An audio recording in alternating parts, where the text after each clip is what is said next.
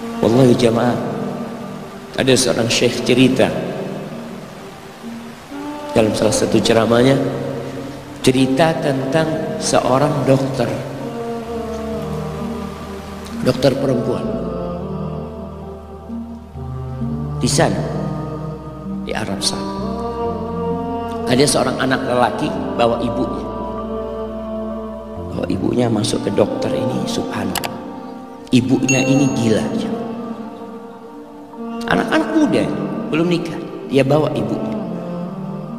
Nanti ibunya tersenyum sendiri, ketawa sendiri. Masuk ke ruang dokter itu, mejanya dokter diputerin sama ibunya. Anaknya minta maaf, ya dok, kata dia, sekali-kali nanti ngeliat di televisi dokter itu ada gambarnya Ka'bah.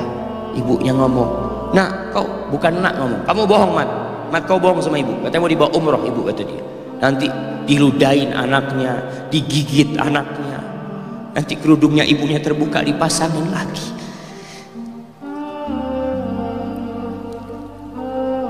Itu dokter tanya sama anaknya, ini siapa?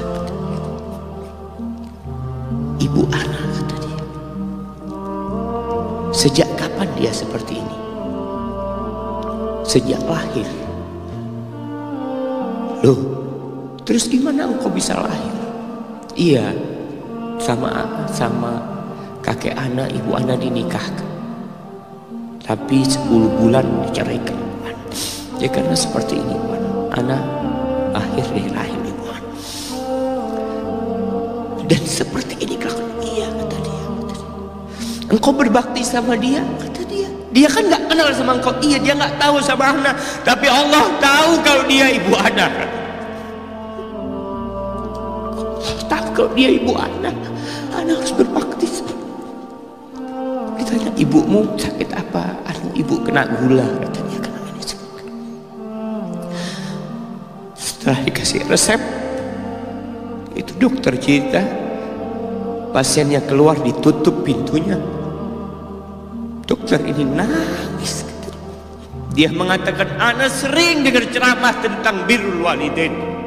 Ana sering mendengarkan tausiah ustaz tentang berbakti kepada orang tua, tapi ana baru sekarang melihat kebaktian seorang anak sama orang tuanya. Ibunya gila, dia tetap berbakti. Dan dia mengatakan, iya, ibu anak nggak tahu sama anak, tapi Allah tahu kalau dia ibu anak. Dan yang ngasih wasiat supaya kita berbakti sama orang tua itu Allah, jemaah. Apapun yang dilakukan orang tua kita,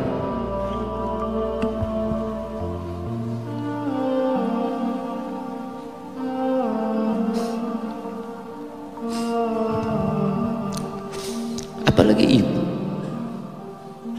Allah katakan, hamalathu ummuhu kurha wa wada'athu kurha. Ibu kita, hamil kita itu dalam kondisi yang sulit.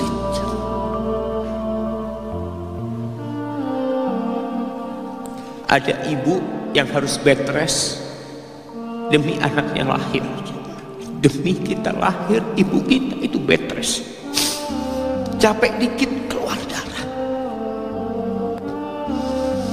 Ada yang harus hamil kita dalam kondisi dia ditinggal sama suaminya. Dia harus cari nafkah sendiri. Ada yang harus muntah-muntah demi kita. Allah. Lalu kita berdiri buat ibu kita, capek. Diceritakan seorang, ya kita semua tahu ceritanya, tentang 3 orang yang masuk ke dalam gua. Kemudian gua itu tertutup dengan batu yang menggelinding. Lalu mereka bertawasul dengan amal soleh mereka. Salah satunya yang mengatakan, ya Rabbi, Allahumma, ya Allah, aku punya 2 orang tua. Aku punya 2 orang tua yang aku senantiasa memberikan susu kepada keduanya sebelum keluarga yang lain minum susu. Dia sudah menikah, dia punya istri, punya anak. Pada suatu hari, ya Allah, aku kejauhan cari rumput, sehingga aku balik dalam kondisi orang tua sudah tidur. Maka aku pereskan susu buat keduanya, ya Allah. Allah tahu, tapi dia mau cerita sama Allah. Dia ingin tawasul dengan amal soleh dia. Lalu aku taruh di wadah. Aku datang ke bapak ibuku, mereka tidur. Maka aku berdiri di hadapan kedua. Jamaah, bukankah bisa dia taruh di sebelah meja ibunya susu itu? Dia ambilkan meja, taruh di sana, dia bisa tidur. Dia sudah berbakti sama orang tuanya dengan seperti itu. Tapi anak ini tidak. Aku berdiri, ya Allah, aku nggak ingin membangunkan keduanya, dan aku terus berdiri, aku pegang itu susunya sampai mau subuh bangun. Aku serahkan kepada kedua. Anak-anaknya nangis minta susu. Kata dia, lah, sampai bapak ibu aku minum. Kalian jangan minum. Kita kadang-kadang sudah menikah lebih peduli sama istri kita, lebih peduli sama anak-anak kita. Nggak ada hadis yang mengatakan anak itu pintu surga, jemaah. Yang ada itu orang tua pintu surga. Kita peduli sama anak-anak kita.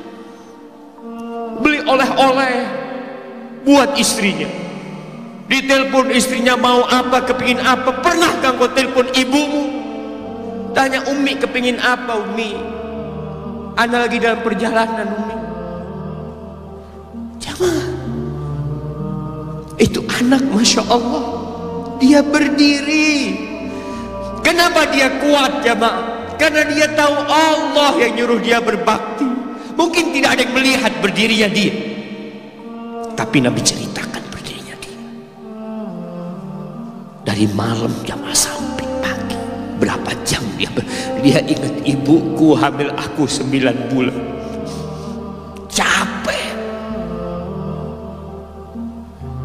Ana semakin tahu dengan tugas besar seorang ibu dan pengorbanan seorang ibu setelah Ana menikah. Setelah Ana tahu bagaimana istri Ana hamil, ketika dia harus tidur gak enak, makan muntah aja, Ana melihat istri Ana sampai lemas dia. Ana ingat begini ibu Ana hamil Ana.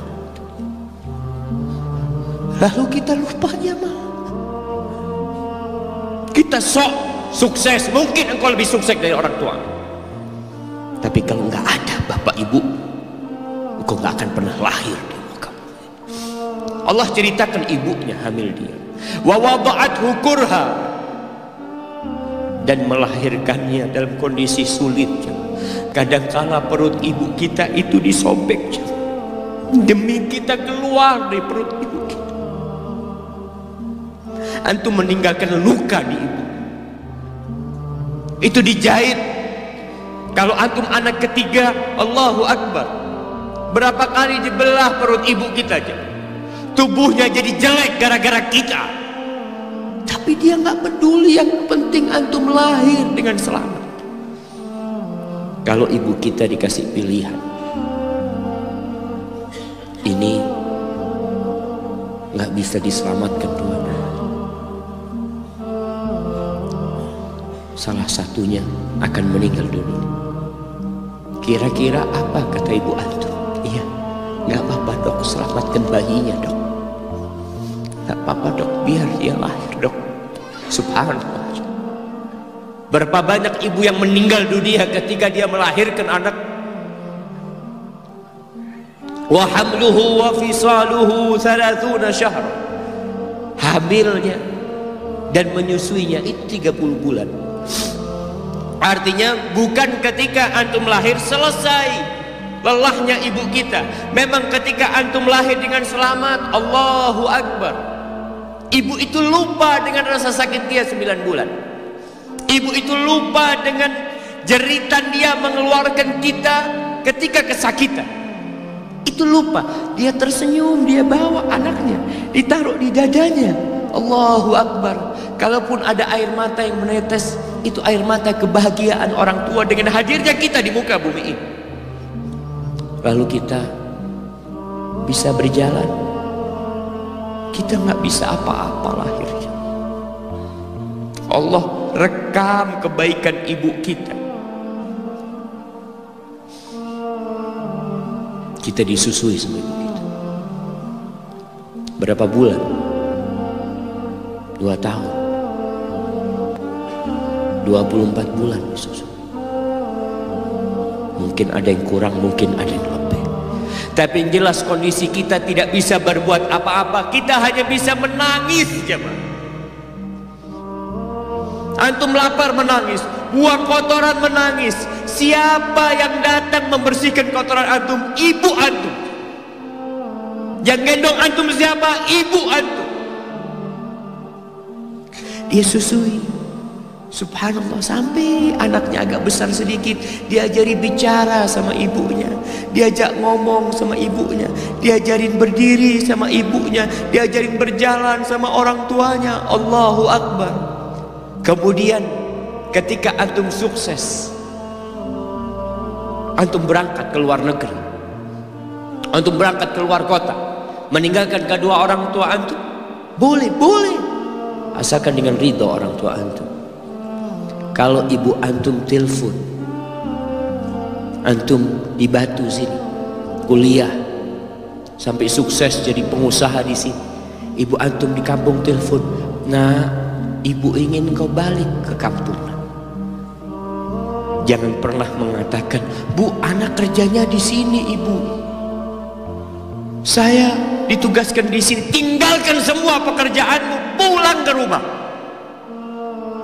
Ustaz, gimana dengan istri dan anak-anak anak? Yang ngasih makan istri sama anak-anak antum itu Allah Jalla Jalla. Bawa pulang ke kampung, hidup sama ibu antum.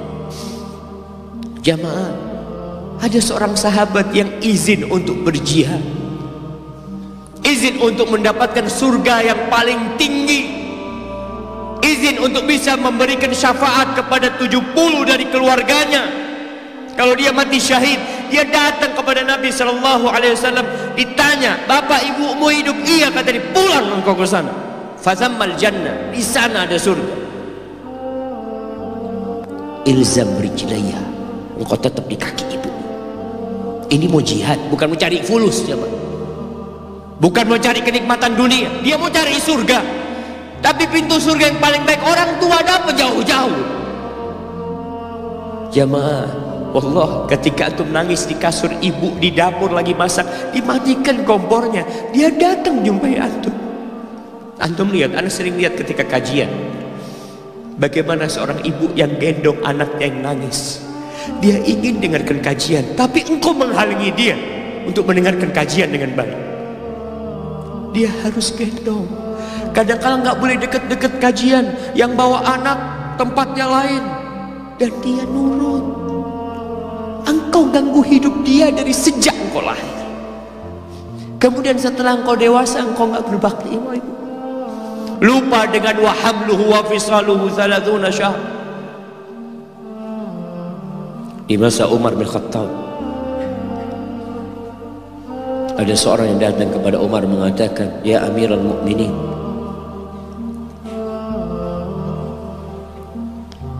aku ini jadi kendaraan buat ibu. Aku ini yang membersihkan kotoran ibu, dan aku palingkan wajah. Ibuku sudah lumpuh, gak bisa apa-apa, dan aku berusaha untuk berbakti sama ibu. Aturani qad jazaituha. Gimana menurutmu?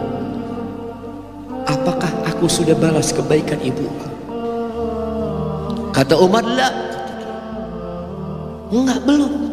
Ya Amirul Mukminin, bukankah aku sekarang ini telah berbuat kepada ibuku seperti ibuku berbuat kepadaku waktu aku kecil? Artinya sama pekerjaannya sekarang ini. Aku yang menyuapin ibuku, aku yang membersihkan ibuku, yang mengantarkan dia ke kamar mandi. Semua yang pernah dilakukan ibuku, kira-kira sudah aku lakukan semua sekarang. Kata Umar, enggak sama. Kata dia. Ibumu waktu merawatmu ketika engkau kecil, ibumu berharap engkau bisa hidup. Sedangkan engkau sekarang merawat ibumu ketika sudah tua sakit-sakitan, engkau berharap ibumu mati.